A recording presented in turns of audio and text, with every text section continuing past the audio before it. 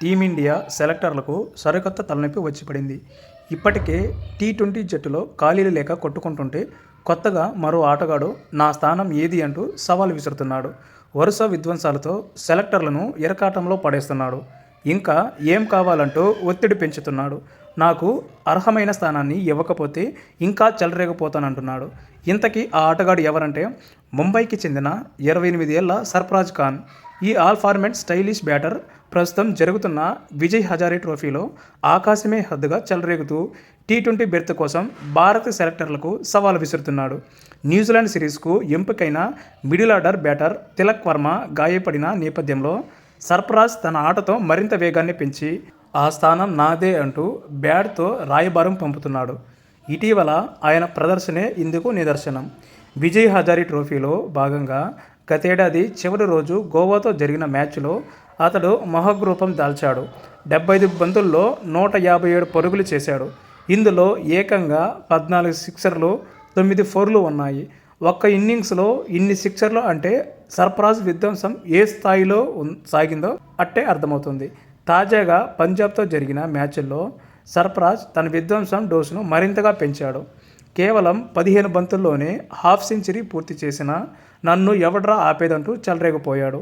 Punjab captain team India విధ్వంసకర opener Abhishek Sharma వేసిన ఓ ఓవర్లో వరుసగా 6-4, 6-4, 6-4 బాది తాండవం చేశాడు. దీనికి ముందు సయ్యద్ ముస్తఫ్ అలీ టీ20 టోర్నీలో సర్ఫరాజ్ విధ్వంసాల పరంపర ఇలాగే కొనసాగింది.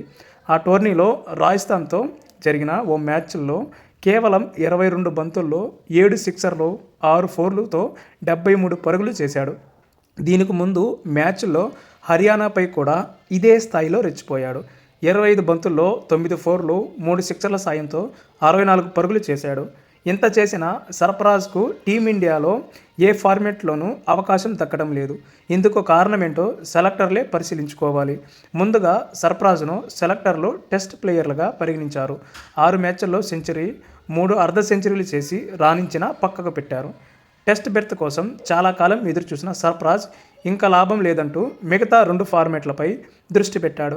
దేశవాళీ వన్డే, టీ20 టోర్నీలో ఆకాశమే హద్దుగా చెలరేగుతూ ఎక్కడైనా అవకాశం ఇవ్వండి అంటూ సెలెక్టర్లకు సవాల్ విసిరాడు. టీమిండియా ఏ ఫార్మాట్కు సిద్ధమవుతున్నా దానికి ముందు అదే ఫార్మాట్లో సత్తా చాటుతూ సెలెక్టర్లకు సవాల్ విసిరాడు. న్యూజిలాండ్తో పరిమిత ఓవర్ల సిరీస్కు ముందు అదే పని చేశాడు. అయినా సెలెక్టర్లను కనికరించలేదు. తాజాగా టీ20 జట్టు సభ్యుడు తిలక్ వర్మ గాయపడటంతో ఈ అవకాశాన్నైనా తనకు ఇవ్వాలంటూ వరుస మెరుపు ఇన్నింగ్స్లో సెలెక్టర్లకు సందేశం పంపుతున్నాడు. మరి సర్ఫరాజ్ సత్తాకు న్యాయం జరుగుతుందో లేదో చూడాలి. న్యూజిలాండ్తో తొలి 3 టీ20లకు తిలక్ ప్రత్యామ్నాయాన్ని త్వరలో ప్రకటించే అవకాశం ఉంది. ఈలోపు సర్ఫరాజ్ మరిన్ని మెరుపులు ఇన్నింగ్స్లు ఆడితే సెలెక్టర్లు కరుణించవచ్చు.